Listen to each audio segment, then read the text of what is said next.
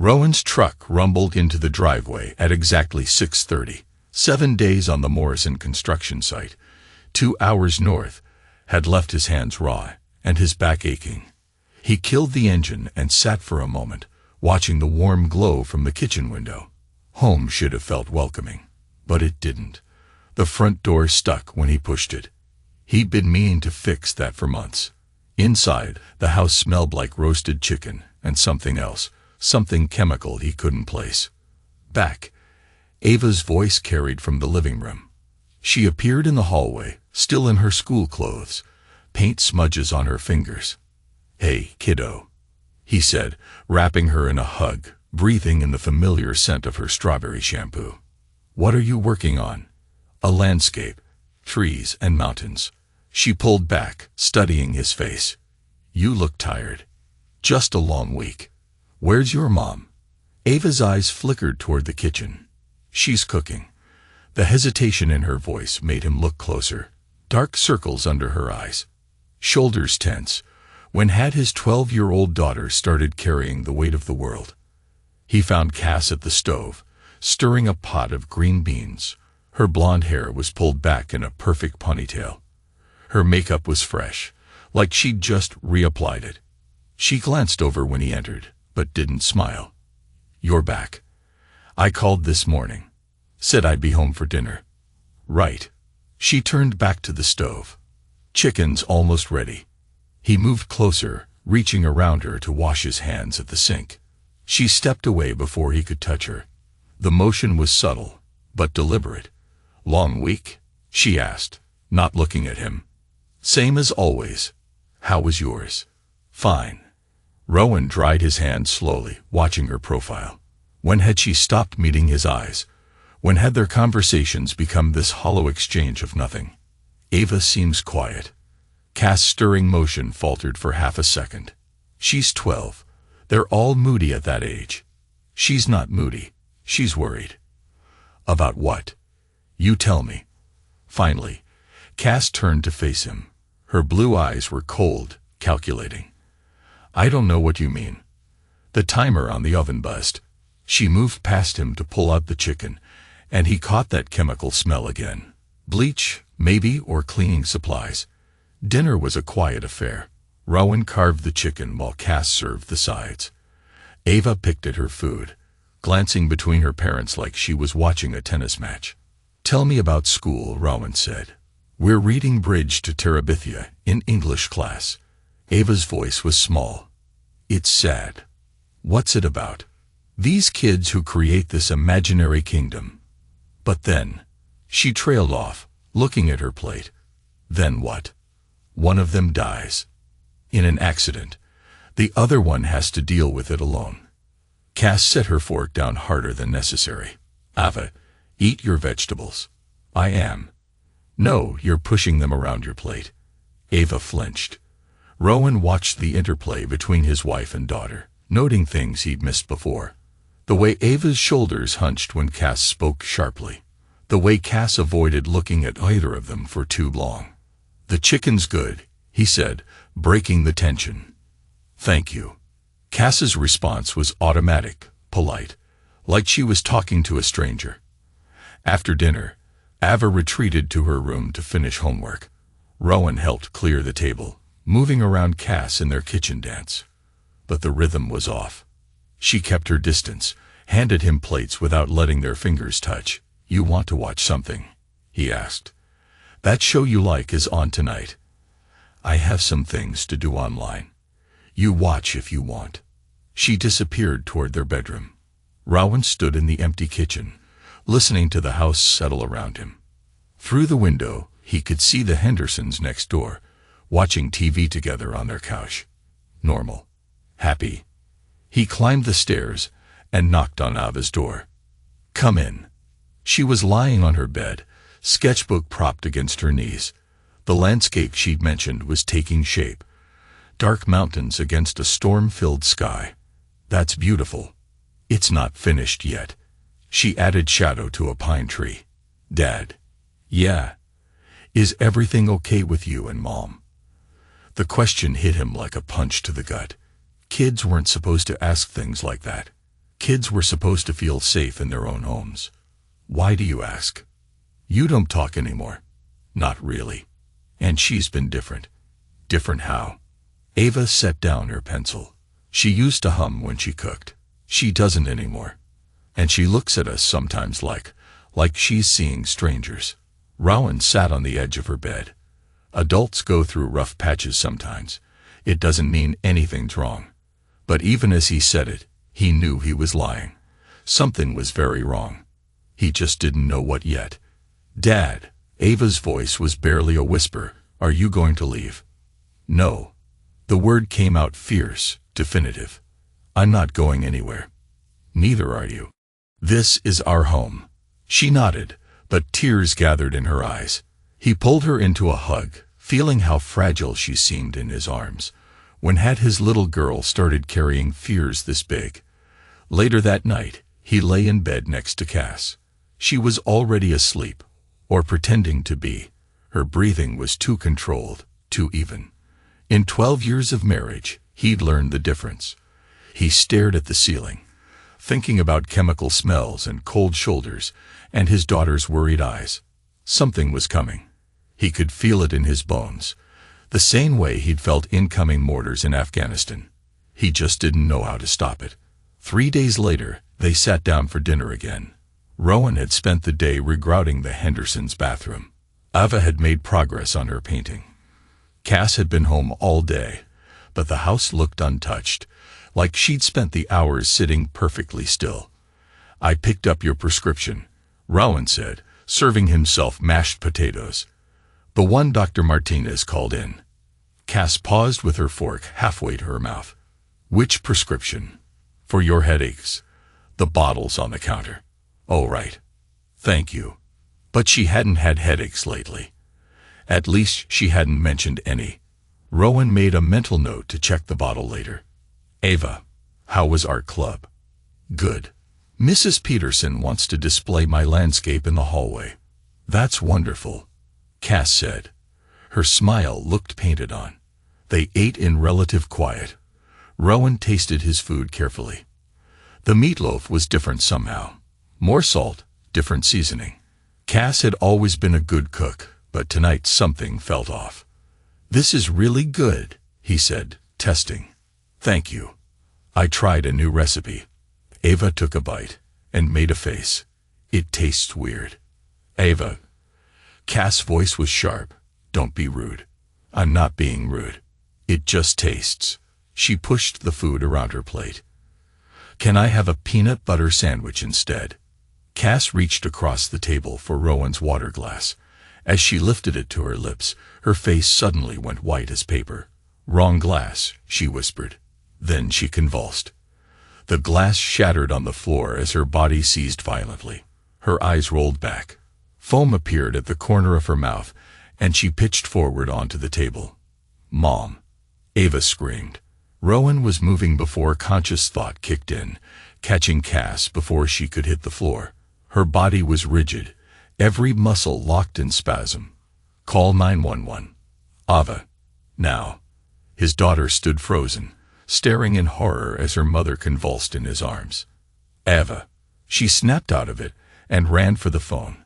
Rowan lowered Cass to the floor, rolling her onto her side as the seizure began to subside. Her breathing was shallow, her pulse rapid and weak. It's okay, Cass.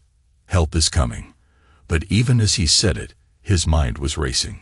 Wrong glass. She'd said wrong glass, which meant she'd expected one of the glasses to be different. The ambulance arrived in minutes.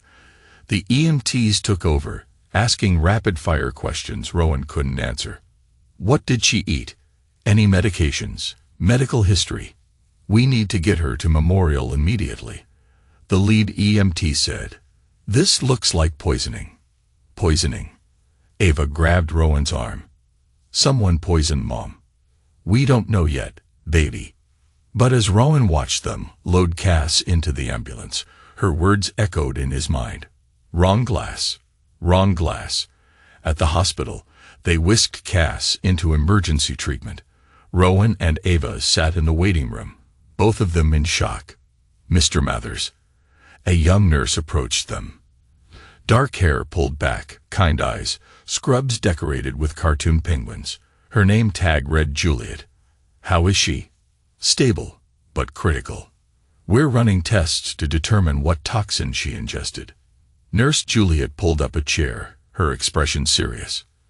Mr. Mathers, I need to ask you some questions. Do you know what your wife ate or drank today? We all had the same dinner. Meatloaf, mashed potatoes, green beans. What about drinks? Water. We all had water from the same source. Rowan thought about it. We each had our own glass, but they all came from the same pitcher. Mr. Mathers, Juliet's voice was gentle. Your wife has been poisoned with a sedative compound, a massive dose that could have been fatal. But who ruled? That's what we need to figure out. Is there anyone who might want to hurt your wife? Rowan shook his head, but something nagged at him. Wrong glass. Why would she say wrong glass unless she'd expected something? Can I see her? She's unconscious right now. The sedatives are very strong. But Mr. Mathers, there's something else. We found trace amounts of the same compound in her system from previous exposure. This wasn't the first time. The words hit him like a punch to the gut. What are you saying? Someone's been dosing your wife with these drugs for weeks, maybe longer. Tonight's dose was just much higher than the others. Bring your daughter here. Now. Rowan blinked. What? Juliet leaned forward.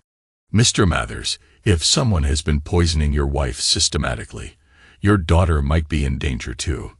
I want to run some blood work on her, just to be safe. An hour later, Dr. Martinez found them in the consultation room. Ava had been remarkably brave during the blood draw, but now she sat curled against Rowan's side, exhausted and scared. Mr. Mathers, your daughter's tests came back clean. No signs of any toxins. Relief flooded through him. Thank goodness. But Dr. Martinez continued, we need to talk about your wife's condition. The pattern of exposure suggests this wasn't random. Someone with regular access to her food or drinks has been systematically poisoning her. That's impossible. No one has access except me, Ava, and Cass herself. Doctor, my wife said something strange before she collapsed. She said wrong glass, like she was expecting one of the glasses to be different. Dr. Martinez exchanged a look with Nurse Juliet. Mr. Mathers, is it possible your wife knew about the poisoning? That she was expecting it, but something went wrong. The question hung in the air like a toxic cloud. Rowan felt the world tilt beneath him as a terrible possibility began to form in his mind. Ava slept through the night under observation. Rowan sat beside her bed, watching her small chest rise and fall, listening to the steady beep of machines. Cass had gone home around midnight to get some rest and check on the house. At dawn, a different nurse brought him coffee and told him Ava was stable. The sedatives were working their way out of her system. She would probably wake up within the hour. She's lucky, the nurse said. Another hour or two, and the dose could have stopped her breathing. Lucky, right? When Ava stirred, Rowan was there. Her eyes opened slowly, confused and frightened. Dad? I'm here, baby. You're okay. You're in the hospital, but you're okay. What happened? You got sick at dinner. Do you remember that? She nodded slowly. The meatloaf tasted funny. Funny how? Bitter, like medicine. She struggled to sit up. Where's Mom? She went home to rest. She'll be back soon. But as Rowan said it, he found himself hoping Cass would stay away. Something cold and hard was building in his chest, suspicion crystallizing into certainty. Dad, am I going to be okay? Yes, absolutely. I promise. A promise he intended to keep, whatever it took. An hour later, Dr. Martinez arrived with Ava's discharge papers. She could go home, but needed to take it easy for a few days. No school until her system was completely clear. We'll want to see her again next week, he said to Rowan, just to make sure there are no lasting effects. What about finding out what poisoned her? The police will want to test anything she might have eaten. They'll probably come by your house today. Police, The word sent a chill through him. This was really happening. They discharged Ava around noon. Rowan signed the papers with one hand while texting Henry with the other. He needed backup. He needed someone he could trust absolutely. In the car, Ava dozed against the window. Rowan watched her in the rearview mirror, noting how pale she still looked. Someone had tried to hurt his daughter. Someone had been hurting his daughter for days, maybe weeks. He was going to find out who, and then he was going to make sure it never happened again. The house looked normal when they pulled up. Cass's car was in the driveway. The front yard was neat and trim, but Rowan felt like he was approaching enemy territory. Inside, Cass rushed to hug Ava. "Oh, sweetheart, I was so worried." For a moment, watching his wife hold his daughter, Rowan almost convinced himself he was wrong. Almost. Then he caught the way Cass was looking at him over Ava's head, calculating, measuring. "How do you feel, baby?" Cass asked. "Tired. And my tummy hurts.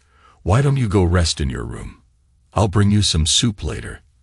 After Ava went upstairs, Rowan found himself alone with his wife in the kitchen. The scene of the crime. The plates from dinner were gone, but he could still see where Ava had collapsed.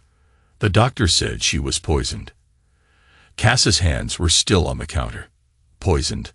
How is that possible? Someone put sedatives in her food. That's horrible. Who would do something like that? Her shock looked real. Sounded real. But Rowan had spent 2 tours in Afghanistan, learning to read people who wanted to hurt him. He trusted his instincts. "Cass, where's your purse?" "What? Your purse? Where is it?" "In the bedroom." "Why?" "You left it at the hospital." She blinked. "Once. Twice. Oh, right. I must have forgotten." "No, you took it with you when you left. I saw you."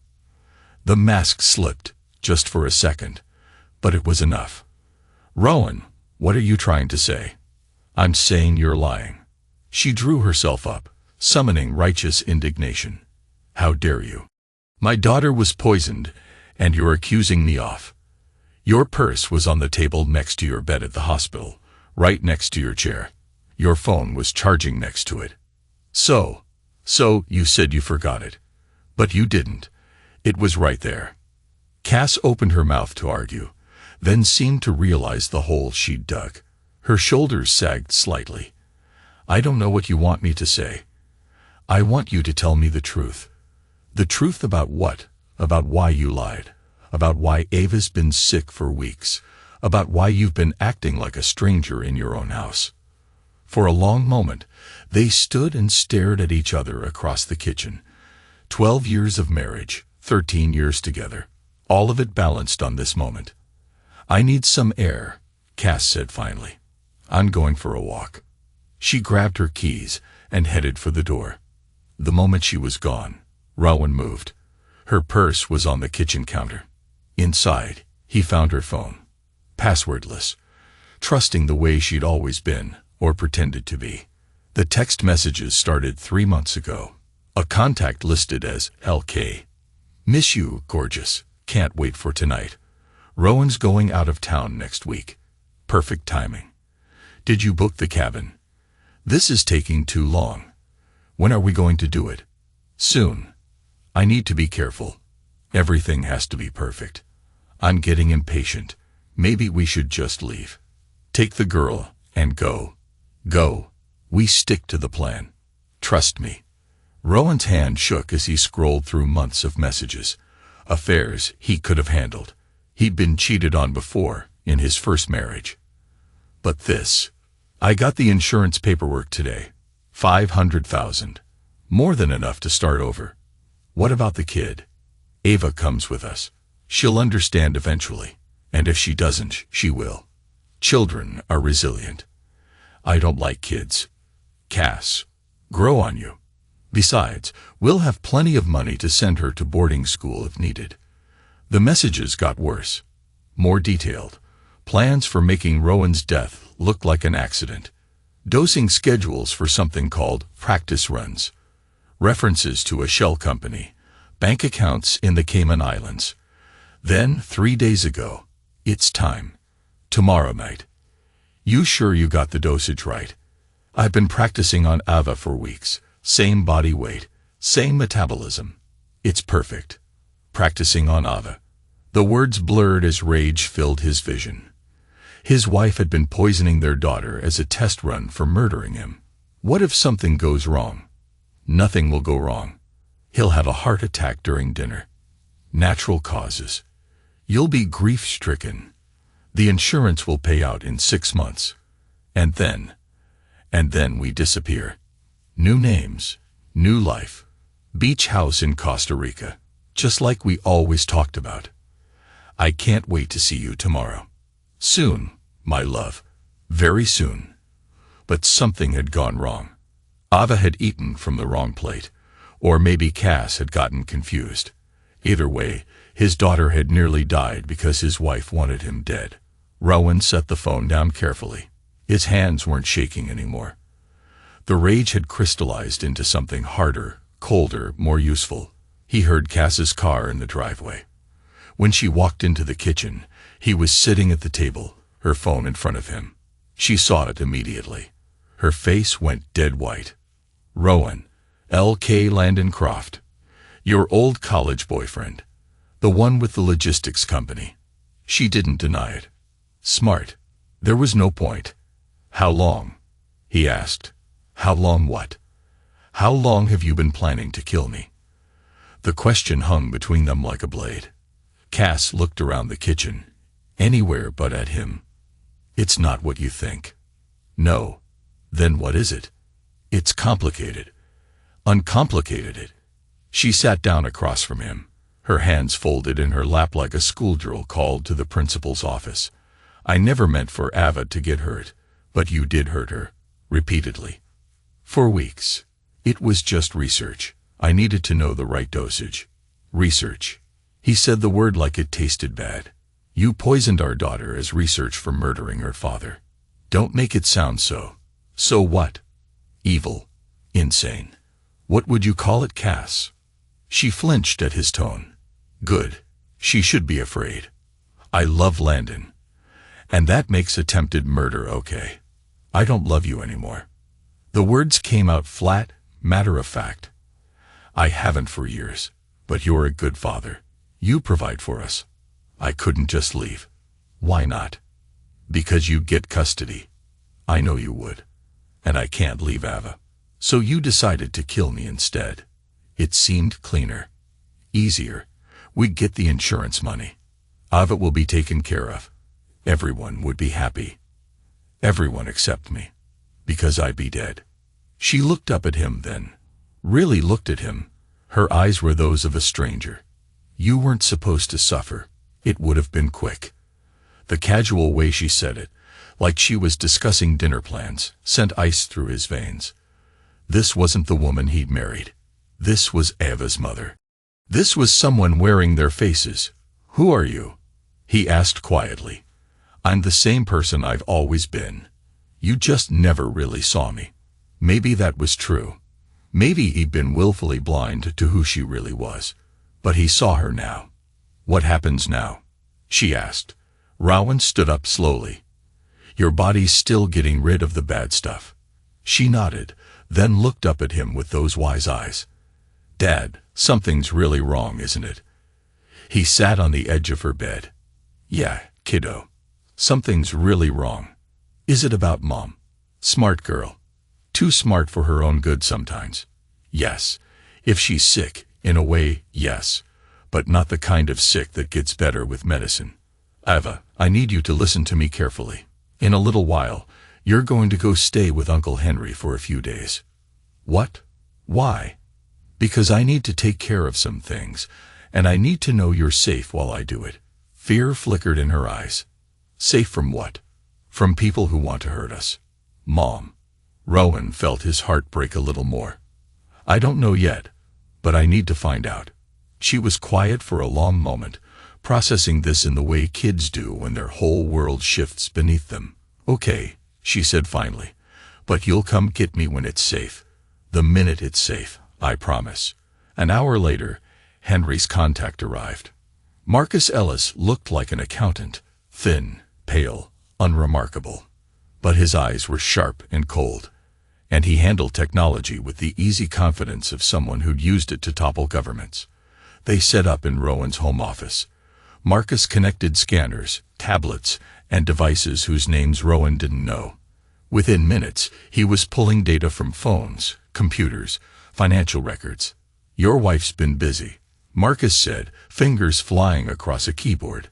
"Multiple bank accounts, all opened in the last 6 months.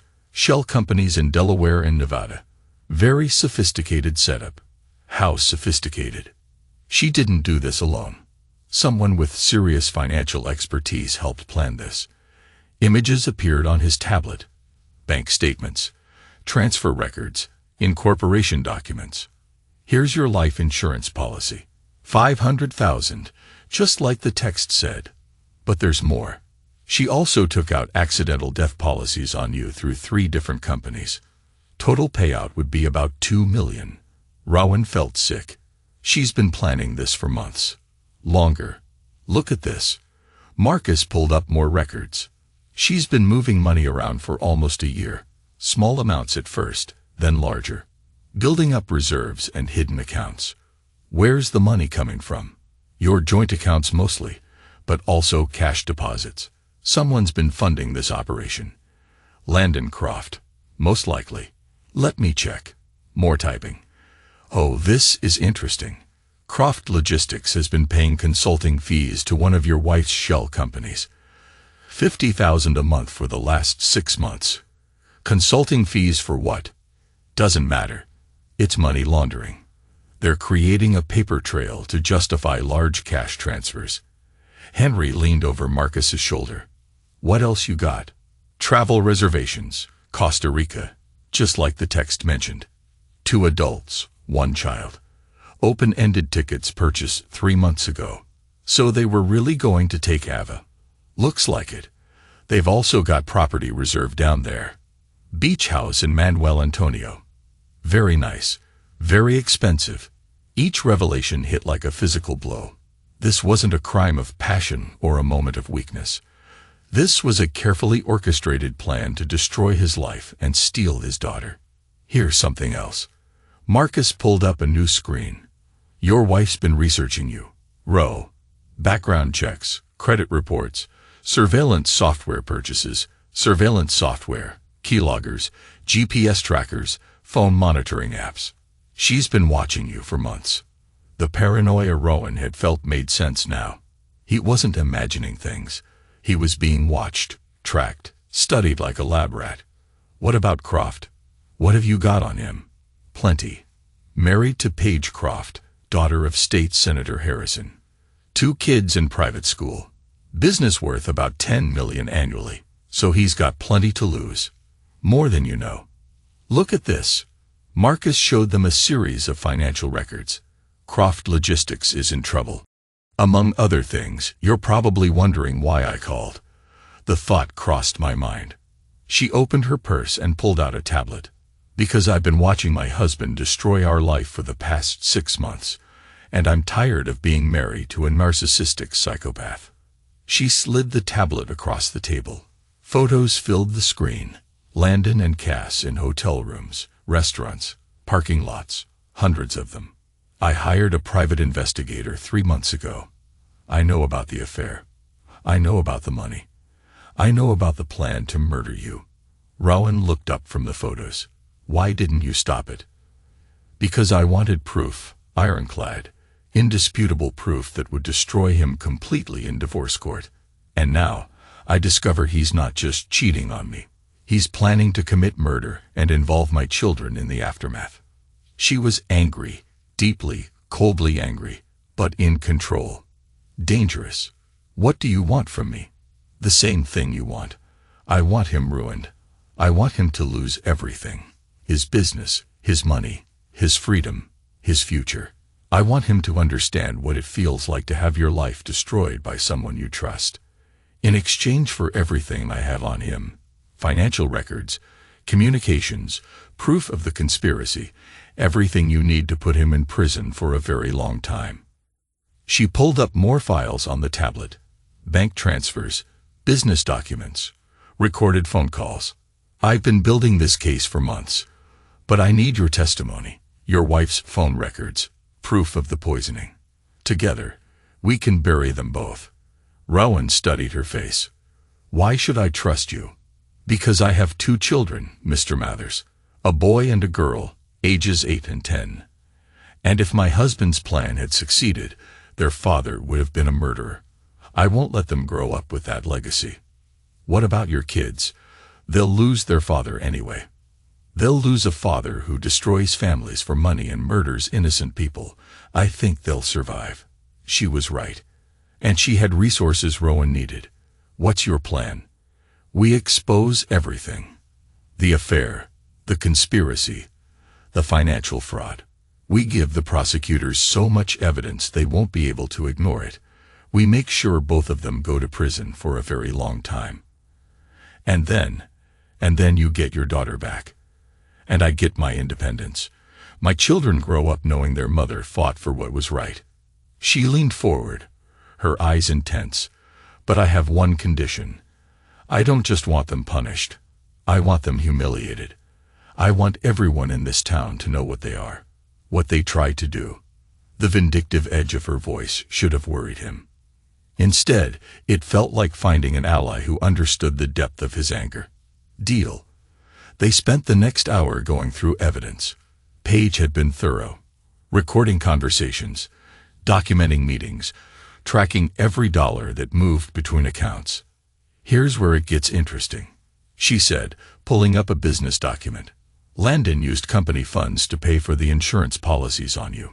Technically, that's embezzlement from his own business. But the business has other investors, meaning he's stolen from them too. When they find out, they'll sue him into bankruptcy. Even if he avoids prison, he'll be financially destroyed. Ruthless and efficient, Rowan was beginning to like Paige Croft. There's something else, she continued. Landon is on the school board. He's also on the board of directors for the Children's Hospital charity. Very public positions. So when the scandal breaks, he won't just lose his freedom. He'll lose his reputation, his social standing, everything he's built his identity on. She showed him news clippings, social media posts, photos of Landon at charity events, and ribbon cuttings. He's a pillar of the community, Mr. Mathers. The fall will be that much more spectacular. What about Cass? Paige's expression darkened. Your wife is the one who planned this. My husband may have funded it, but she orchestrated it. She poisoned your daughter. She deserves everything that's coming to her. They talked for another hour, sharing information and coordinating their attack. By the time they parted ways, Rowan felt something he hadn't felt since finding those text messages. Hope that he wasn't fighting this battle alone anymore. Cass woke up in a hospital bed, feeling like her head was full of cotton. The last thing she remembered was dinner, reaching for a water glass, realizing too late it was the wrong one. Then darkness. You're awake. She turned to see Rowan in the chair beside her bed. He looked terrible, unshaven, hollow-eyed, clothes wrinkled like he'd slept in them. What happened? You were poisoned. At dinner. You've been unconscious for 36 hours. Poisoned. How? Someone put sedatives in your water glass. The doctors say it's the same compound they found traces of in your system from previous exposures. Cass tried to sit up, but her head spun. The room tilted dangerously. I don't remember anything. Nothing. The last thing I remember is... She paused as if trying to piece together fragments. Dinner. We were having dinner. Then everything goes blank. Rowan leaned forward in his chair. Cass, you said something before you collapsed. You said wrong glass. What did you mean? She stared at him with wide, confused eyes. Wrong glass. I don't remember saying that. Think, Cass. It's important. I honestly don't remember. The doctor said memory loss is common with these kinds of drugs. She reached for his hand. Rowan, I'm scared. Someone tried to poison me. Someone's been poisoning me for weeks. For a moment, watching her frightened, vulnerable expression, Rowan almost believed her, almost convinced himself that his suspicions were wrong. Then he remembered the text messages he found in her phone. The insurance policies, the shell companies. The police want to talk to you when you're feeling better. The police. Someone's been systematically drugging you, Cass. They need to find out who. Do they have any suspects? Rowan washed her face carefully. A few theories. They think it has to be someone with regular access to your food and drinks. Something flickered in her eyes. Fear. Calculation. It passed too quickly to tell. Well, she said slowly, that would be you, me, or Ava. They've already cleared Ava. And me. So, a nurse entered. Juliet, carrying a clipboard and wearing a professional smile that didn't reach her eyes. Mrs. Mathers, good to see you awake. How are you feeling? Confused. Scared. That's understandable. The drugs you ingested can affect short-term memory formation. Juliet made notes on her chart. Mrs. Mathers, I need to ask you some questions about the night you collapsed. I'll try to remember. Do you recall feeling dizzy or nauseous before dinner? No, I felt fine all day. What about the water glasses? Do you remember anything about the? Cass shook her head. Nothing. Like I told Rowan, everything after dinner is just gone. Juliet exchanged a look with Rowan. Mrs. Mathers, is there anyone in your life who might want to hurt you? Anyone you've had conflicts with? No, no one. I can't imagine who would do this. After Juliet left, Cass turned to Rowan with tears in her eyes. I'm so sorry this is happening to our family. Poor Ava. She must be terrified. She's staying with Henry for now. Until we know it's safe. That's probably best. Cass wiped her eyes. Rowan, when I get out of here, I want us to move. Leave this place. Start fresh somewhere new. Move? Yes. Away from whoever did this. Somewhere we can feel safe again. What about your job? Your friends here? Our whole life. What life? Someone tried to hurt me. Rowan, our daughter isn't safe in our own home. Nothing here matters more than our family's safety. She squeezed his hand, looking into his eyes with what seemed like genuine love and concern. I know I've been distant lately. Cold. I've been feeling like someone was watching me, following me. I thought I was being paranoid. But now I know I was right to be scared. You felt like you were being watched. For months. Little things. Items moved in the house. Phone calls where no one spoke. Feeling like someone had been in our yard at night. I couldn't prove anything. So I didn't want to worry you. The lies came so smoothly. So naturally. If Rowan hadn't seen the text messages, hadn't found the bank records and insurance policies, he would have believed every word. Cass, he said softly, I want you to know that no matter what happens, I'm going to protect our family. I know you will. That's why I fell in love with you. You make me feel safe. Do I? Of course. Why would you ask that? No reason. Just glad to know you trust me. Over the next 3 days, as Cass recovered in the hospital, Rowan played the part of the devoted husband perfectly. He brought her flowers, sat with her for hours, held her hand when the nightmares came. To anyone watching, he was a man deeply in love with his wife, desperate to solve the mystery of who would try to poison her. The doctors cleared her for discharge on Friday afternoon. As Rowan wheeled her out to the car, she leaned back and smiled. I'm ready to go home and start healing. As a family. Me too, Rowan said, but he wasn't taking her home to heal. He was taking her home to trap her. During her hospital stay, Marcus had finished installing surveillance equipment throughout the house. Cameras, audio recording devices, computer monitoring software, everything Cass did. Everywhere she went, everyone she contacted, it would all be recorded. Thank you for taking such good care of me, she said as he helped her into the house. Always. You're my wife. I made a vow. She kissed him softly. I love you, Rowan Mathers. I love you too, he replied. And for the first time in their marriage, they were both lying. Rowan brought Cass home from the hospital on a Tuesday morning. She sat in the passenger seat like a broken doll, staring out the window at the familiar neighborhood. Everything looked the same, but it all felt foreign now. "Ava is still at Henry's," Rowan said as they pulled into the driveway. "I thought it would be better if you two had some time to adjust." "When can I see her?" "When I decide it's safe." Inside, the house felt hollow. Cass noticed immediately that things were missing. Family photos from the mantel, some of her paintings from the walls. Her presence was being erased piece by piece. "I made up the guest room for you," Rowan said. "Figured you'd be more comfortable there." The guest room, not their bedroom. The message was clear. Over the next few days, Rowan played the part of the concerned husband perfectly. He brought her meals, asked about her health, even suggested they watch movies together in the evening. To any outside observer, he was a devoted spouse caring for his recovering wife. But Cass saw through it. This wasn't reconciliation.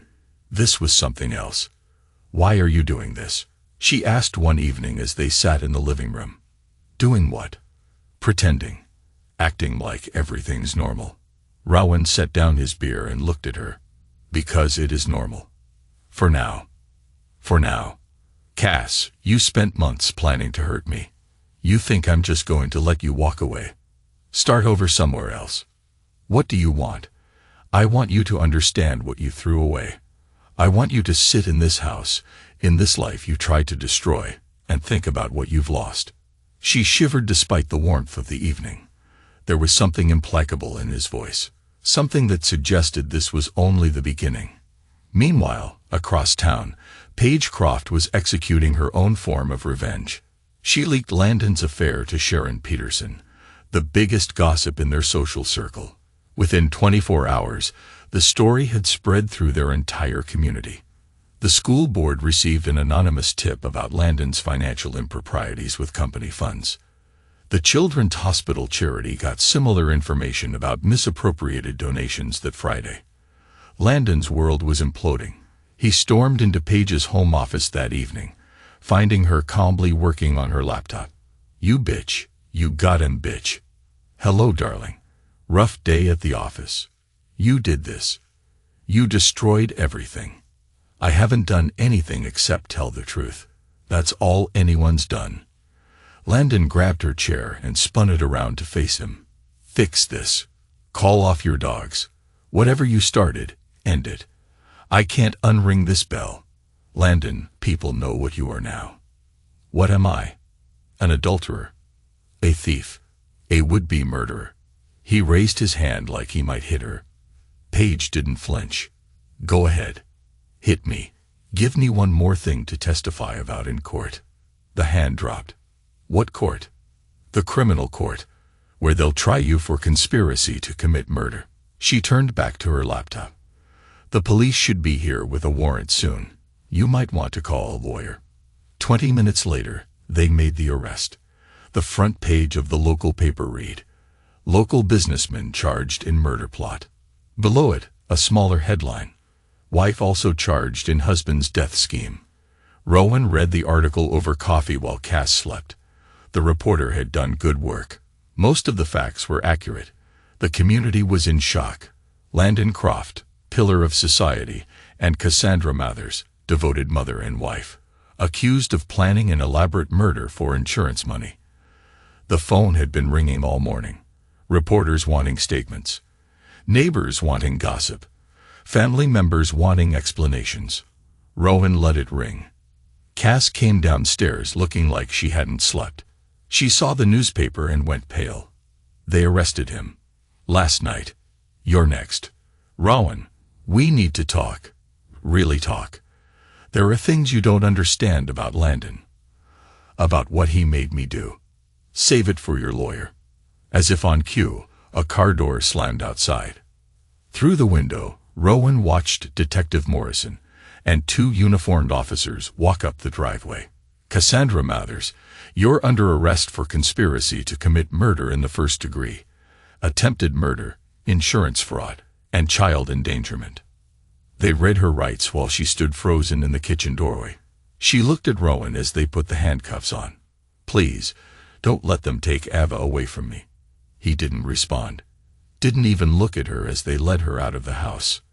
The trial was set for 6 months later. Rowan spent that time rebuilding his life, his relationship with Ava, his sense of safety in the world.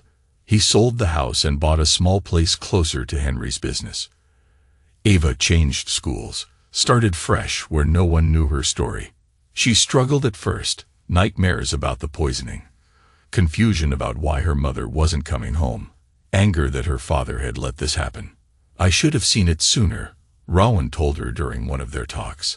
"I should have protected you better." "You couldn't have known." "I should have. Fathers are supposed to protect their daughters. You did protect me." In the end, when the trial began, Rowan testified first. He told the story calmly, methodically, reading from phone records and financial documents. The prosecutor walked him through the timeline, the insurance policies, the text messages, the poisoning episodes. "Mr. Mathers, did you ever suspect your wife was trying to kill you?" "Not until it was almost too late." "What made you finally realize the truth?" "When she nearly killed my daughter instead." Cass's defense attorney tried to paint her as a victim of Landon's manipulation. A battered wife, psychologically abused, forced into a scheme she never wanted.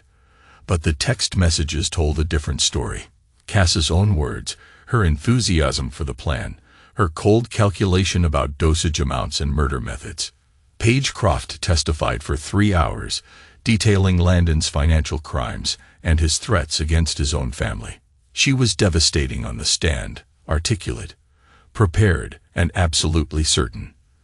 The most damaging evidence came from Nurse Juliet and Dr. Martinez. They testified about the pattern of poisoning, the escalating doses, and the clear signs of chronic exposure in Ava's system. "In your medical opinion," the prosecutor asked Dr. Martinez, "was this a case of accidental poisoning?" "Absolutely not. The pattern shows deliberate, systematic administration of sedatives over several weeks. Someone was testing dosages. For what purpose, in my opinion? To determine the amount needed to cause death in an adult male of similar body weight." Cass broke down on the witness stand. Tears, pleading, promises to change. She claimed she never meant to hurt anyone, that she was forced into the scheme, that she thought about backing out every day. The prosecutor destroyed her on cross-examination. "Mrs. Mathers, you texted Mr. Croft that your daughter was the perfect test subject because she was resilient. What did you mean by that?" "I don't remember that text. Would you like me to read it to you?" "Ava's perfect for testing. Kids bounce back faster than adults. She'll never know what happened. I was confused, scared enough to poison your own daughter repeatedly for 3 weeks." No answer. "Mrs. Mathers, at any point during those 3 weeks, did you consider stopping? Did you consider leaving your husband instead of killing him?" "I thought about it, but you didn't do it." "No, because it was easier to commit murder." "No, that's not. Because killing him would get you insurance money that divorcing him wouldn't." "That's not why." "Because if you divorced him, you might not get custody of your daughter. But if he died, you'd get full custody and could take her wherever you wanted." Silence. "Isn't that right, Mrs. Mathers? I loved my family." "You loved your family so much you tried to murder half of it." The jury deliberated for 2 days. Guilty on all counts for both defendants. Cass received 25 years to life. Landon got 30 years. The judge called it one of the most calculated and heartless crimes he'd ever seen. Rowan felt no satisfaction, no sense of justice served, just relief that it was over. 2 years later, Rowan sat on the deck of their cabin in northern Colorado, watching Ava paint. She was 14 now, taller, more confident. The nightmares had stopped. She laughed again. "What do you think?" She held up the canvas, a mountain vista with wildflowers in the foreground. "It's beautiful. Your best one yet. You should enter it in the art contest at school." Business was good. Better than good. Word had spread about what happened, and somehow that made people trust him more. A man who'd survived betrayal and rebuilt his life with someone you could count on to build your house right. Henry stopped by most evenings. Tonight, he brought beer and stories from town. Saw Paige Croft at the grocery store. She asked about you. How's she doing? Good. Better. Kids are thriving. She's thinking about running for city council. That'd be good for her. They drank in comfortable silence, watching the sun set behind the mountains. Ava had gone inside to clean her brushes. Any word from? Henry didn't finish the question. No, nothing. Cass had written letters at first. Apologies. Explanations. Pleas for forgiveness. Rowan hadn't opened them. After 6 months, they stopped coming. You ever think about dating again? Sometimes, but not yet. Maybe not ever. I don't trust my judgment anymore. Your judgment was fine. She was just that good at lying. Maybe. Or maybe I'd seen what I wanted to see for so long that I'd forgotten how to see the truth. His phone buzzed. A text from an unknown number. We did it. He's officially bankrupt. Thank you for everything. P. Page. Landon's final defeat then. The civil suits had apparently finished what the criminal trial started. He deleted the message without responding. Dad. Ava called from inside. Can we make hot chocolate? Of course. Inside their small cabin, Rowan made hot chocolate while Ava worked on homework at the kitchen table. This was his life now. Quiet. Simple. Safe. Sometimes, late at night, he wondered what would have happened if Ava had never gotten sick that night. If Cass's plan had worked, he'd be dead. She'd be in Costa Rica with Landon, and probably Ava, and everyone would remember him as a good man taken too soon. Instead, Cass sat in a concrete cell, probably wondering how her perfect plan had gone so wrong. Landon was in a different prison. His children visited him on weekends. His ex-wife was rebuilding the life he'd tried to destroy. Justice, maybe, or just consequences. The fire in the fireplace crackled as they settled in to watch a movie. Ava curled up on the couch beside him, head on his shoulder. Safe. Happy. Healing. Dad? Yeah. I'm glad we moved here. Me too, kiddo. Me too. Outside, snow began to fall, covering the world in a white blanket of forgiveness. But some stains went too deep to wash clean. Some betrayals left marks that never healed. Rowan had learned to live with his scars. He taught Ava to live with hers. They were building something new from the ashes of what they'd lost. And that was enough. That had to be enough. Because in the end, survival wasn't about forgetting the past or forgiving the unforgivable. It was about refusing to let the darkness win. It was about protecting what mattered and never, ever letting anyone take it away again. The fire burned bright in the hearth. Outside, the snow fell silent and clean. Inside, a father and daughter watched movies and drank hot chocolate and pretended that the world was simple and safe and good. And for now, for them, it was.